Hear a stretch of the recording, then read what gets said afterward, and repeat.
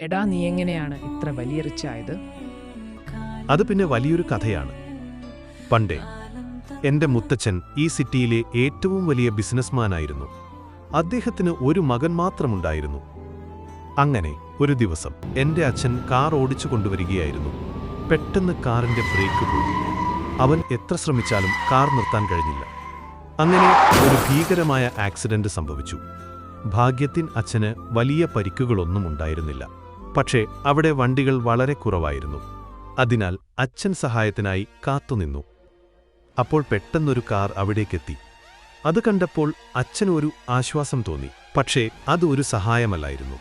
ആ കാറിൽ നിന്നിറങ്ങിയവർ അച്ഛനെ ബലമായി കൂട്ടിക്കൊണ്ടുപോയി. കുറച്ച് സമയം കഴിഞ്ഞ് അച്ഛൻ കണ്ണു തുറന്നു. അവൻ ചുറ്റും നോക്കിയപ്പോൾ അപരിചിതമായ ചില ആളുകൾ അവനെ ചുറ്റി നിന്നിരുന്നു. ആ നിമിഷം തന്നെ അച്ഛന് മനസ്സിലായി, അവനെ കിഡ്നാപ്പ് ചെയ്തിരിക്കുന്നു. ഭയം അവനെ പിടിച്ചുകുലുക്കി.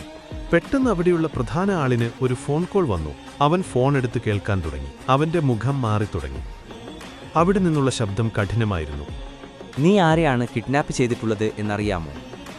എടാ മണ്ട, അത് ഈ സിറ്റിയിലെ ഏറ്റവും വലിയ ബിസിനസ്മാനായ ഇ.വി. നോക്സിന്റെ മകനാണ്. അവനെ പിടിച്ചാൽ നമുക്ക് പണി കിട്ടും.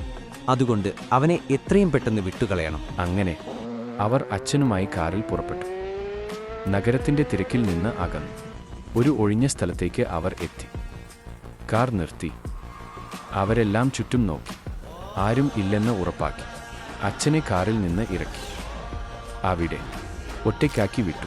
ഒരു നിമിഷം പോലും വൈകാതെ അവർ അവിടെ നിന്ന് പാഞ്ഞുപോയി. പക്ഷേ ഇതെല്ലാം നടക്കുമ്പോൾ എൻ്റെ മുത്തച്ഛൻ ഈ കാര്യം ഇതിനകം തന്നെ പോലീസിനെ അറിയിച്ചിരുന്നു. അതുകൊണ്ട് അവർ എല്ലാം നിരീക്ഷണത്തിലായിരുന്നു.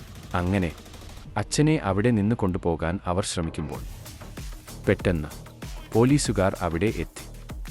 അവരെ അവിടെ വച്ചു തന്നെ പിടികൂടി. ടീമാണ്